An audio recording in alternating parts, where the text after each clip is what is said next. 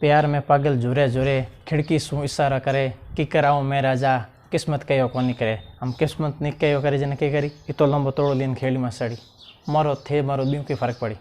ओ वे असली खून इन्हें के असली सपना ए वे माँ बाप सपना। मरते हो तो देश के लिए कुछ करें तब जाकर मजा आएगा। जमाने में मिलते हैं कई आशिक लेकिन वतन से खूबसूरत कोई सनम नहीं होता। नोटों में लिपट कर और सोने में सिमट कर मरे हैं कई लोग कई शासक, लेकिन इस तिरंगे से खूबसूरत कोई कफन नहीं होता। तिरंगे से खूबसूरत कोई कफन नहीं होता। दोस्तों मरे तो इस देश के लिए मरें, करें तो इस देश के लिए करें ताकि आने वाली दुनिया अपने जज्बे को याद करें। नमस्कार दोस्तों, आप सभी का द यूनिक एकेडमी के यूट्यूब चैनल में बहुत बहुत स्वागत है। आज हम पढ़ने जा रहे हैं रक्त, ब्लड। ऐसा कोई एग्जाम नहीं है जिसमें ब्लड से संबंधित कोई क्वेश्चन पुटअप होते नहीं है। इट इज़ वेरी इंटरेस्टिंग और वेरी वेरी इंपॉर्टेंट टॉपिक है जो हर एग्जाम में इनसे रिलेटेड क्वेश्चन पुटअप होते हैं। देखिए रक्त क्या होता है, किन से मिलकर बना होता है, कितने प्रकार है, क्या क्या इनका कार्य है, इनके बारे में विस्तार से अध्ययन करेंगे। ब्लड, रक्त, खून। रक्त एक तरल संयोजी ऊतक है। रक्त एक तरल संयोजी ऊतक है, टिश्यू है। मानव शरीर की संरचनात्मक तथा क्रियात्मक इकाई को कोशिका कहते हैं और कोशिका का समूह मिलकर ऊतक का निर्माण करते हैं। तो रक्त एक तरल संयोजी ऊतक है जो हमारे शरीर में तथा अन्य प्राणियों के शरीर में पाया जाता है, जानवरों के भीतर पाया जाता है। यह हमारे शरीर में ऑक्सीजन तथा विभिन्न अपशिष्ट पदार्थ तथा कार्बन डाइऑक्साइड का परिवहन करता है। रक्त एक क्षारीय द्रव पदार्थ है। क्षारीय कैसा हुआ? क्योंकि रक्त की पीएच 7.4 होती है। ध्यान रखना, बहुत इंपॉर्टेंट क्वेश्चन है। रक्त की पीएच कितनी होती है? 7.4। 0 7 14। यदि कोई पदार्थ है जिसकी पीएच 0 से 7 के बीच में हो वो पदार्थ अम्लीय होगा, एसिड होगा। ऐसा पदार्थ जिसकी पीएच 7 हो वो पदार्थ उदासीन होगा, न्यूट्रल होगा। ऐसा पदार्थ जिसकी पीएच 7 और 14 के बीच में हो वो पदार्थ क्षारीय होगा, बेसिक। अम्लीय जिसकी पीएच 0 और 7 के बीच होगी। उदासीन, न्यूट्रल जिसकी पीएच 7 होगी और जिसकी 7 और 14 के बीच में वो पदार्थ क्षारीय होगा, बेसिक होगा। That is clear. तो रक्त की पीएच 7.4 होती है। रक्त का निर्माण लाल अस्थि मज्जा में होता है। That is very important. रक्त का निर्माण लाल अस्थि मज्जा में होता है। लेकिन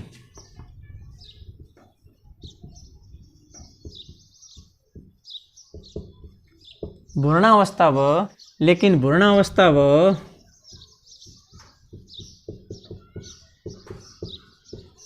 नवजात शिशु में रक्त का निर्माण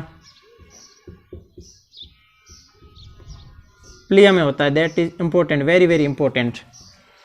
हमारे शरीर में रक्त का निर्माण लाल अस्थि मज्जा में होता है, लेकिन भ्रूणावस्था में, जब भ्रूण की अवस्था में होते हैं, जब हम माँ के गर्भ में होते हैं, उस स्थिति में या नवजात शिशु जो लगभग 1 महीने के बीच में होता है, जन्म से 1-1.5 महीने के बीच की अवस्था जन्मजात वो नवजात शिशु कहलाता है।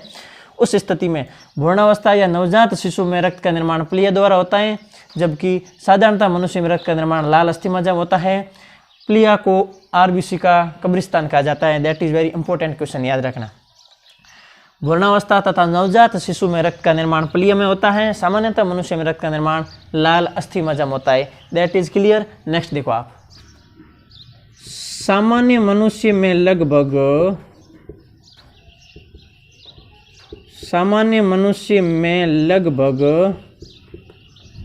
5 लीटर रक्त पाया जाता है। मनुष्य में लगभग कितना लीटर रक्त पाया जाता है? 5 लीटर रक्त पाया जाता है। सामान्यतः मनुष्य की बात करते हैं तो प्रत्येक मनुष्य के अंदर लगभग 5 लीटर रक्त होता है। अब अपन बात करते हैं रक्त के कितने भाग है, कितने भागों से मिलकर बना होता है। देखो, रक्त है, ब्लड है, ये ब्लड है, मुख्य 2 भागों से मिलकर बना होता है। रक्त के 2 भाग होते हैं। रक्त 2 भागों से मिलकर बना होता है। पहला प्लाज्मा, दूसरा कणिका या कोशिका, कणिका कहो या कोशिका कहो। इसमें बहुत इंपॉर्टेंट चीज़ याद रखना भाई।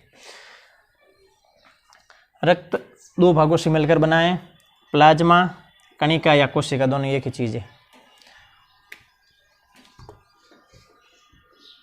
रक्त का द्रव भाग प्लाज्मा कहलाता है, रक्त का द्रव भाग प्लाज्मा कहलाता है तथा रक्त का ठोस भाग कणिका या कोशिका कहलाती है। रक्त दो प्रकार के पदार्थों से मिलकर बनी होती है, प्लाज्मा और कणिका, कणिका या कोशिका एक ही बात है। अब रक्त का वह कौन सा द्रव भाग है, या रक्त का द्रव भाग क्या कहलाता है, प्लाज्मा, और रक्त का ठोस भाग क्या कहलाता है, कणिका या कोशिका। That is clear. अब देखो, प्लाज्मा कुल रक्त का 55% भाग का निर्माण करती है, जबकि कणिका या कोशिका कुल रक्त का 45%।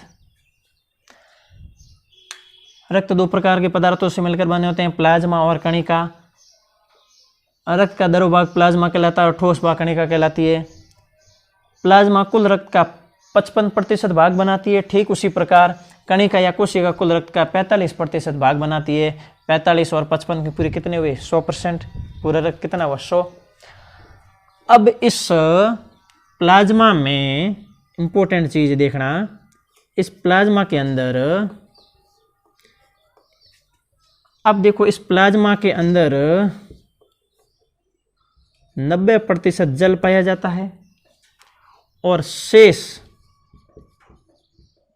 10% इसके अंदर पाया जाता है कार्बनिक और अकार्बनिक पदार्थ, कार्बनिक व अकार्बनिक पदार्थ। अब देखो, रक्त का द्रव भाग प्लाज्मा कहलाती है, प्लाज्मा कुल रक्त का 45%, प्लाज्मा कुल रक्त का 55% भाग बनाती है। प्लाज्मा में 90% जल होता है, प्लाज्मा में 90% जल होता है और शेष 10% कार्बनिक और अकार्बनिक पदार्थ से मिलकर प्लाज्मा का निर्माण होता है। अब इधर देखो, कणिका या कोशिका, कणिका के मुख्य 3 भाग होते हैं, अर्थात मैं ये कह सकता हूँ कि कणिका 3 प्रकार की होती है। कणिका 3 प्रकार की होती है। पहली आरबीसी, दूसरी डब्ल्यूबीसी। कणिका 3 प्रकार की होती है, जिसमें पहला आरबीसी, डब्ल्यूबीसी और प्लेटलेट्स।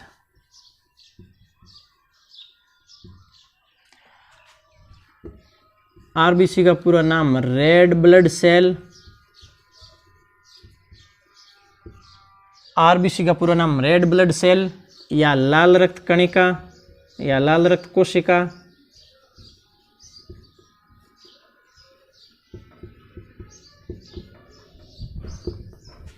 या इसका दूसरा नाम है इरिथ्रोसाइट्स।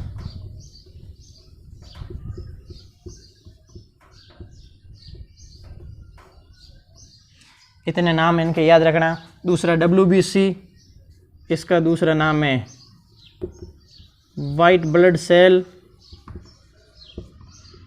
श्वेत रक्त कणिका या सफेद रक्त कणिका,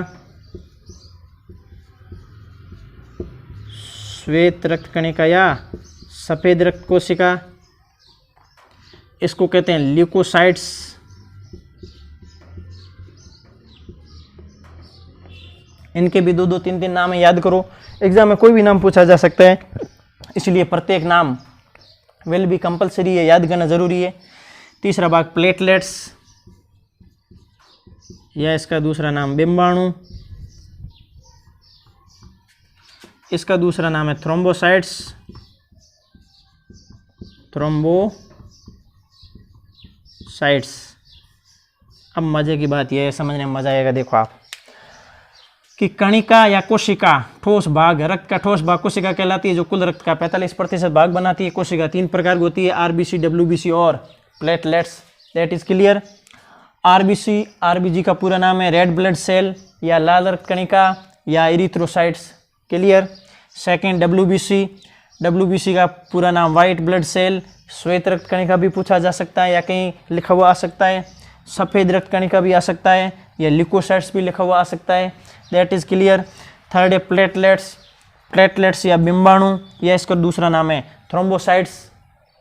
समझ में आ गया तीनों भाग। अब प्रत्येक भाग का विधि पूर्वक वर्णन करेंगे, प्रत्येक भाग को आराम से समझेंगे। अब इसके अंदर घुसेंगे।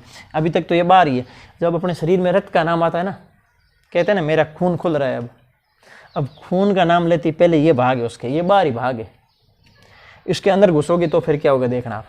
दोस्तों मैं आपको एक वास्तव बात बताऊं, दिल की बात बताऊं कि एक माँ की उम्र अपने बच्चे की जान नहीं बचा सकती।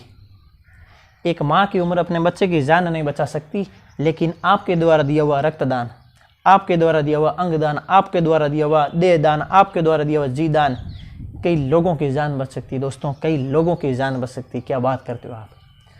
रक्तदान सबसे बड़ा महादान है। और जितना रक्त डोनेट करोगी अपना शरीर उतना ही स्वस्थ रहेगा, उतना ही अपन मजबूत रहेंगे, उतना ही अपन स्वस्थ रहेंगे, उतनी ही अपने शरीर में इम्यूनिटी सिस्टम मजबूत होगा, रोग प्रतिरोधक क्षमता में उतनी ही वृद्धि होगी। कभी नहीं था को देन नहीं लेनी, यूँ के शरीर में कमजोरी आए, कभी कमजोरी नहीं आवे। कई ऐसे मैंने लोग देखे हैं जिन्होंने 100+ बार जिन्होंने शतक लगा दिया है ब्लड डोनेट करने में। ब्लड डोनेट करना बहुत ज़रूरी है। आगे देखो, आरबीसी, रेड ब्लड सेल या लाल रक्त कणिका या इरिथ्रोसाइट्स। आप देखो लाल रक्त कणिकाओं के अंदर एक हीमोग्लोबिन, लाल रक्त कणिकाओं के अंदर एक हीमोग्लोबिन नामक प्रोटीन पाया जाता है, एक हीमोग्लोबिन नामक वर्णक पाया जाता है, जिसके कारण मनुष्य के रक्त का रंग लाल होता है। मनुष्य के रक्त का रंग लाल कैसा होता है? मनुष्य में रक्त का रंग लाल क्यों होता है? क्यों मनुष्य के रक्त के कोशिकाओं की आरबीसी के अंदर, यानी कि मनुष्य की आरबीसी कोशिकाओं के अंदर एक हीमोग्लोबिन नामक प्रोटीन पाया जाता है, एक हीमोग्लोबिन नामक वर्णक पाया जाता है, जिसके कारण मनुष्य के रक्त का रंग लाल होता है। और इसकी औसत आयु, आरबीसी की औसत आयु 120 दिन होती है। आरबीसी की औसत आयु 120 दिन होती है। औसत आयु आरबीसी की औसत आयु 120 दिन होती है। और मानव शरीर की एकमात्र केंद्र विहीन कोशिका है। इसके अंदर केंद्रक नहीं पाया जाता है। इंपॉर्टेंट क्वेश्चन है, याद रखना। लाल रक्त कणिका, लाल रक्त कोशिका इरिथ्रोसाइट्स, इसके अंदर एक हीमोग्लोबिन नामक वर्णक पाया जाता है, जिसके कारण मनुष्य में रक्त का रंग लाल होता है। आरबीसी का जीवन काल 120 दिन होता है। आरबीसी केंद्रक विहीन कोशिका होती है। आरबीसी का मुख्य कार्य मानव शरीर में ऑक्सीजन का परिवहन करना। आरबीसी का मुख्य कार्य शरीर का तापमान को बनाए रखना।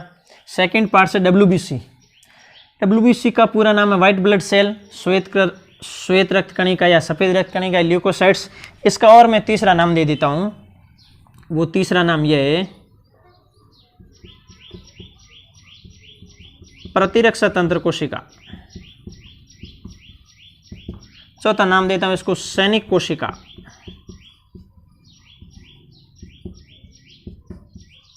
बहुत सारे नाम है दोस्तों।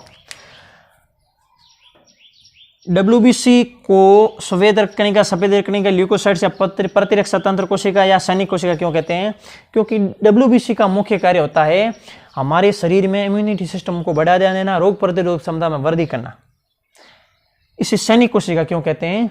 क्योंकि हमारे देश के जवान, नौजवान जो भारत माता की रक्षा के लिए रात और दिन 24 घंटे हाजिर रहते हैं, वो जवान बॉर्डर पर 24 घंटे बंदूक लेकर तैयार रहते हैं कि कोई भी जब दुश्मन हमारे इलाके में, हमारे कोई भी आतंकी या कोई भी बाहर का हमारी मातृभूमि पर यदि जमीन पर भी पैर रखता है ना, या अंदर घुसने की कोशिश करता है ना, तो उसको तुरंत गोली से उड़ा देते हैं। वो 24 घंटे अलर्ट रहते हैं कि कोई भी बाहर से आता है आतंकी या कोई जासूसी, उसको तुरंत on spot go and gone सीधो। तो इसे सैनिक, हमारे शरीर में इसे सैनिक कोशिका क्यों कहते हैं? क्योंकि बाहर से कोई, आप जानते हैं प्रतिदिन बहुत सारे हमारे शरीर के अंदर जीवाणु प्रवेश करते फिर भी अपन बीमार नहीं होते हैं, क्योंकि हमारे शरीर के अंदर ऐसी रोग प्रतिरोधक क्षमता है जिसके कारण हम बहुत मजबूत है, बहुत कठोर है, बहुत दृढ़ है, कोई फर्क नहीं पड़े। लेकिन जब हमारे शरीर में कोई भी जीवाणु की एंट्री हो जाती है तो हमारा शरीर में सबसे पहले WBC तंत्र लड़ता है। WBC कोशिका होती है जो बहुत सारी जीवाणुओं के प्रति हमारे शरीर से लड़ती है और हमको एक दिन जंग और जीत दिलाती है। तो सैनिक कोशिका की तरह ये हमारे शरीर में कार्य करते हैं, इसलिए WBC को प्रतिरक्षा तंत्र कोशिका, सैनिक कोशिका, ल्यूकोसाइट्स या श्वेत या सफ़ेद रक्त कणिका भी कहते हैं। अब देखो, ये हमारे शरीर में प्रतिरक्षा तंत्र को मजबूती प्रदान करता है। इसके अंदर यानी कि WBC के अंदर कोई किसी प्रकार का हीमोग्लोबिन नामक वर्णक नहीं पाया जाता है, इसलिए ये रंगीन होती है। RBC के अंदर हीमोग्लोबिन नामक वर्णक पाया जाता है, जिसके कारण RBC यानी हमारे रक्त का रंग लाल होता है। पौधे होते हैं, पौधों का रंग हरा होता है क्योंकि उसके अंदर पर्णहरित क्लोरोफिल नामक वर्णक पाया जाता है। That is clear. अब देखो, WBC के अंदर कोई हीमोग्लोबिन नामक वर्णक नहीं पाया जाता है और वर्णक नहीं होने के कारण ये रंगीन होती है। WBC दो भागों में विभाजित होती है, WBC दो भागों में विभाजित होती है, अर्थात जिस प्रकार कणिका 3 प्रकार की होती है, ठीक उसी प्रकार WBC को 2 भागों में डिवाइड कर देता हूं मैं। अब देखो, पहला है कणिकाणु और दूसरा है अकणिकाणु। WBC के 2 भाग होते हैं, कणिकाणु और अकणिकाणु। कणिकाणु 3 प्रकार की होती है। कणिकाणु 3 प्रकार की होती है, न्यूट्रोफिल, इयोसिनोफिल। न्यूट्रोफिल, इयोसिनोफिल और तीसरी है बेसोफिल। कणिकाणु 3 प्रकार की होती है, न्यूट्रोफिल, इयोसिनोफिल और बेसोफिल। ठीक उसी प्रकार अकणिकाणु भी 2 प्रकार की होती है, लिपोसाइट, मोनोसाइट।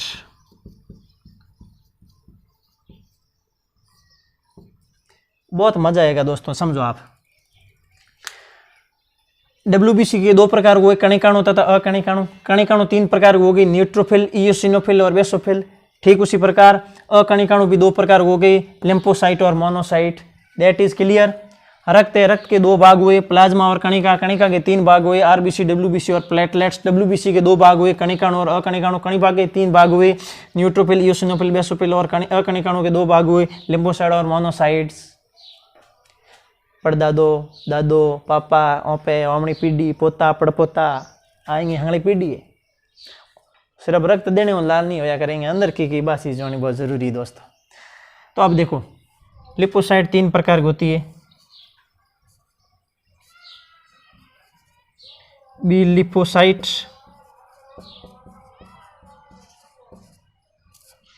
टी लिपोसाइट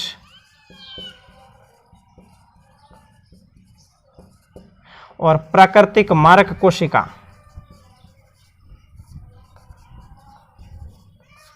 प्राकृतिक मारक कोशिका। अब देखो आप, WBC 2 प्रकार के हो गए, कणिकाणु और अकणिकाणु। अकणिकाणु के 3 प्रकार हो गए, न्यूट्रोफिल, इयोसिनोफिल और बेसोफिल। अकणिकाणु के 2 प्रकार हो गए, लिम्फोसाइट और मोनोसाइट्स। लिम्फोसाइट के 3 प्रकार हो गए, बी लिम्फोसाइट, टी लिम्फोसाइट और प्राकृतिक मारक कोशिका। अब आप देखो, इसके अंदर मैं बिल्कुल पूरे एक चुटकी के अंदर याद करा दूंगा, आप देखो, आप समझो, जिंदगी भर नहीं भूलोगे। और एग्जाम में, हर एग्जाम में एक न एक क्वेश्चन आते रहते हैं। लिम्फोसाइट प्रतिरक्षा उत्पन्न करने वाली प्राथमिक कोशिका है। WBC की अकणिकाणु की लिम्फोसाइट है, वो प्रतिरक्षा उत्पन्न करने वाली प्राथमिक कोशिका। याद रखना, लिम्फोसाइट इंपॉर्टेंट है। दूसरी बात, मोनोसाइट को मां भक्षक कोशिका कहते हैं। मोनोसाइट को महाभक्षक कोशिका कहते हैं क्योंकि ये कोशिका का भक्षण कर लेती है, खा लेती है। अकणुकणु की लिम्फोसाइट और मोनोसाइट्स होती है। मोनोसाइट्स है वो महाभक्षक कोशिका कहलाती है और लिम्फोसाइट्स होते हुए सबसे पहले प्रतिरक्षा प्रदान करने वाली कोशिका है। फिर इधर भक्षक कोशिका है जो भाई प्रतिजनों को भक्षण करती है और हमारी रक्षा करती है। महाभक्षक कोशिका मोनोसाइट्स और न्यूट्रोफिल भक्षक कोशिका जो भाई प्रतिजन आते हैं बाहर से, जो भी रोग आते हैं उसका भक्षण करने का काम करती है, उसको मारने का काम करती है, तो न्यूट्रोफिल भक्षक कोशिका कहलाती है। ठीक है। अगले प्लेटलेट्स, बिंबाणु या थ्रोम्बोसाइट्स इसका जीवन काल 10 दिन होता है। यह रक्त को जमाने में सहायक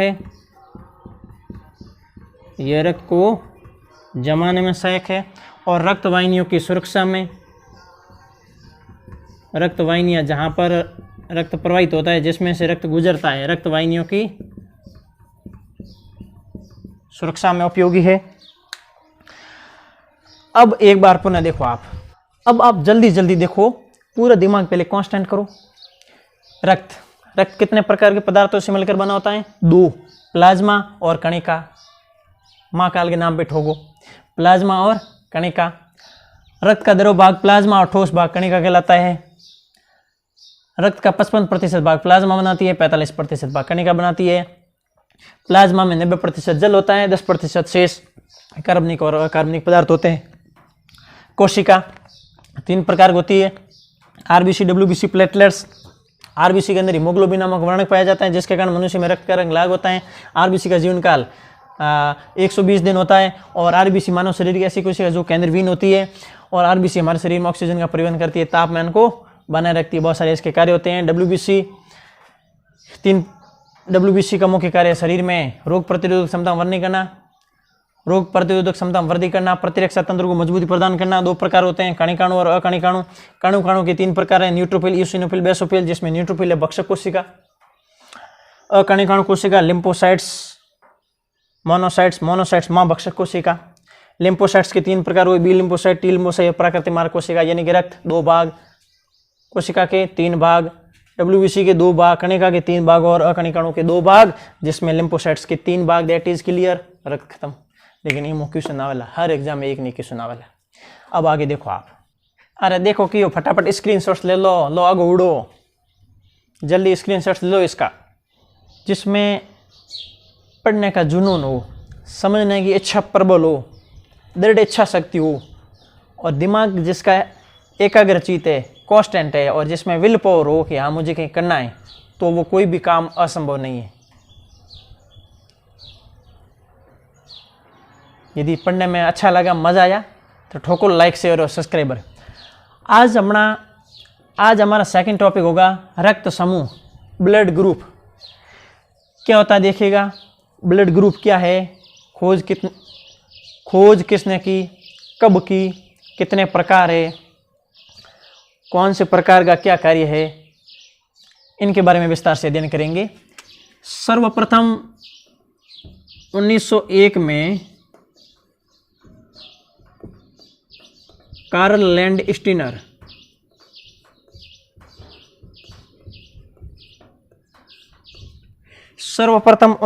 में एक साइंटिस्ट था, वैज्ञानिक थे, जिसका नाम है कार्ल लैंडस्टीनर ने रक्त को विभिन्न समूह में वर्गीकृत किया। रक्त की लाल रक्त कणिकाओं की सतह पर पाए जाने वाले प्रतिजन के आधार पर रक्त को कार्ल लैंडस्टीनर ने 4 भागों में वर्गीकृत किया। अब रक्त की लाल रक्त कणिका, आपने कल पढ़ा, रक्त होता है वो 2 प्रकार के पदार्थों से मिलकर बना होता है, प्लाज्मा और कणिका। प्लाज्मा द्रव्य भाग और कणिका ठोस भाग। कणिका या कोशिका 3 प्रकार की होती है। कणिका या कोशिका 3 प्रकार की होती थी, आरबीसी, डब्ल्यूबीसी, प्लेटलेट्स। समझ भाई, आरबीसी लाल रक्त कणिका या रेड ब्लड सेल। आरबीसी में एक हीमोग्लोबिन नामक वर्णक पाया जाता है, जिसके कारण मनुष्य में रक्त का रंग लाल होता है। आरबीसी का जीवन काल 120 दिन होता है। आरबीसी मानव शरीर की एकमात्र ऐसी कोशिका है जो केंद्रक विहीन होती है। तो इस तरह आरबीसी में पाए जाने वाले प्रतिजन के आधार पर रक्त को 4 भागों में वर्गीकृत किया, अर्थात रक्त 4 प्रकार के होते हैं, ए बी और ओ। रक्त को 4 समूह में विभक्त किया। अब देखो लाल रक्त कणिकाओं की सतह पर 2 प्रकार के प्रतिजन पाए जाते हैं, प्रतिजन ए और प्रतिजन बी। इन प्रतिजन की उपस्थिति के आधार पर कुल 4 प्रकार के रक्त समूह है, ए बी ओ। इस वर्गीकरण को एबीओ समूहीकरण कहते हैं। इस वर्गीकरण को एबीओ समूहीकरण कहते हैं, एबीओ ग्रुप। यानी कि रक्त को 4 भागों में विभाजित किया गया है, एबीओ, और इसको पूरी वर्गीकरण को कहते हैं एबीओ समूहीकरण या एबीओ वर्गीकरण। कि रक्त 4 प्रकार के होते हैं, एबीओ। 1901 में कार्ल एंड स्टेन ने प्रतिजन के आधार पर रंगों को 4 भागों में विभक्त किया, एबीओ। अब ये है प्रतिजन या एंटीजन, और ये है प्रतिरक्षी या एंटीबॉडी। एक चीज और भी ध्यान रखो आप कि प्रतिजन या एंटीजन, प्रतिरक्षी या एंटीबॉडी आप भूल जाते हो, दोनों ही नाम इंग्लिश में याद करो भाई, कोई भी नाम पूछा जा सकता है, ध्यान रखना, ठीक है। इसलिए ये मैं साथ साथ में लिख रहा हूँ ताकि याद होता रहे। अब देखो कि यदि किसी व्यक्ति का रक्त समूह ए है तो उस ए में प्रतिजन ए पाया जाता है, रुधिर वर्ग बी में प्रतिजन बी पाया जाता है, और रुधिर वर्ग ए बी में प्रतिजन ए और बी दोनों पाया जाता है, जबकि रुधिर वर्ग ओ में ए और बी अनुपस्थित होता है। That is very important. वह कौन सा रुधिर वर्ग है जिसमें प्रतिजन अनुपस्थित होता है? कौन सा है? ए बी ओ। ओ में कोई प्रतिजन नहीं पाया जाता है, अर्थात ए और बी अनुपस्थित होता है। रुधिर वर्ग ए में प्रतिजन ए, बी में प्रतिजन बी, ए बी में ए और बी दोनों, जबकि रुधिर वर्ग ओ में कोई प्रतिजन, कोई एंटीजन नहीं पाया जाता है, न ए पाया जाता है और न बी पाया जाता है, ए और बी एब्सेंट होते हैं, ध्यान रखना। सेकंड, प्रतिरक्षी एंटीबॉडी की बात करते हैं। रक्त समूह ए में प्रतिरक्षी बी पाया जाता है, रक्त समूह बी में प्रतिरक्षी ए पाया जाता है, उल्टा होगा, और रक्त समूह में ए बी में ए और बी अनुपस्थित होगा, अर्थात रक्त समूह ए बी में कोई प्रतिरक्षी नहीं पाया जाएगा और रक्त समूह में ए और बी उपस्थित होगा, प्रतिरक्षी ओ और बी होगा। अर्थात कहने का मतलब मेरा यह हुआ कि वह कौन सा रुधिर वर्ग है जिसमें प्रतिजन अनुपस्थित होता है, ओ। वो कौन सा रुधिर वर्ग है जिसमें प्रतिरक्षी अनुपस्थित होता है, ए और बी, ए बी। यानी कि ओ रुधिर वर्ग है जिसमें ए और बी प्रतिजन अनुपस्थित होता है, और ए बी रुधिर वर्ग है जिसमें प्रतिरक्षी ए और बी अनुपस्थित होता है। That is clear. समझ में आ गई? इस टेबल को दिमाग में रखो। सेकेंड बात, ए बी के अतिरिक्त लाल कणिकाओं की सतह पर एक और प्रतिजन पाया जाता है जिसे कहते हैं आरएच कारक, आरएच फैक्टर या आरएच कारक। ए बी के अतिरिक्त आरबीसी कोशिका पर एक और प्रतिजन पाया जाता है जिसे कहते हैं आरएच कारक। आरएच कारक 2 प्रकार का होता है, आरएच धनात्मक और आरएच ऋणात्मक। ए बी के अतिरिक्त आरबीसी में एक और प्रतिजन पाया जाता है जिसे आरएस कारक कहते हैं। आरएस कारक 2 प्रकार का होता है, आरएस पॉजिटिव और आरएस नेगेटिव। आरएस पॉजिटिव किसे कहेंगे? यदि रक्त कणिकाओं की सतह पर आरएच उपस्थित हो तो आरएस पॉजिटिव, और यदि अनुपस्थित हो तो आरएच नेगेटिव। यदि रक्त कणिकाओं की सतह पर आरएच उपस्थित है तो धनात्मक और आरएच अनुपस्थित है तो ऋणात्मक। यदि आरएच प्रतिजन उपस्थित है तो धनात्मक और अनुपस्थित है तो ऋणात्मक। प्लस माइनस में उतना ही फर्क है, इसमें प्रेजेंट है और इसमें एब्सेंट है। तो आरएच कारक 2 प्रकार के हुए, आरएच पॉजिटिव और RH negative. That is clear. अब देखो, जिस कोशिकाओं में आरएच प्रतिजन पाया जाता है आरएच धनात्मक, और जिसमें नहीं पाया जाता है आरएच ऋणात्मक, और इस प्रक्रिया को आरएच समूहीकरण कहते हैं। आरएच समूहीकरण कहते हैं इस प्रक्रिया को। जिस प्रकार एबीओ समीकरण कैसे का, एबीओ, इसको सम्मिलित रूप से एबीओ समीकरण कहते हैं। तो इसको भी पॉजिटिव और नेगेटिव, प्रेजेंट होता है तो पॉजिटिव, अनुपस्थित होता है तो नेगेटिव। इस प्रक्रिया को आरएच समूहीकरण कहते हैं। अब इसमें ध्यान देने योग्य यह चीज है कि यदि किसी व्यक्ति का रुधिर वर्ग ए है और उस व्यक्ति के शरीर में यदि बी रुधिर वर्ग चढ़ा दिया जाए तो उस व्यक्ति की ऑन स्पॉट, उस व्यक्ति की तुरंत मृत्यु हो जाती है। इस स्थिति में जब ब्लड चढ़ाते हैं, जब अकस्मात दुर्घटना होती है या ऑपरेशन होता है या शल्य क्रिया होती है या कोई इस तरह की शरीर में कमी हो जाती है खून की, उस स्थिति में शरीर में रक्त की कमी से रक्तलता या एनीमिया रोग हो जाता है, तो शरीर में अचानक रक्त की कमी हो जाए, अपन खून चढ़ाते हैं, ब्लड चढ़ाते हैं, तो उस दौरान रक्त समूह का ध्यान रखा जाता है कि उस व्यक्ति का रक्त कौन सा है, ग्रुप कौन सा, ए बी ओ चारों में से कौन सा है।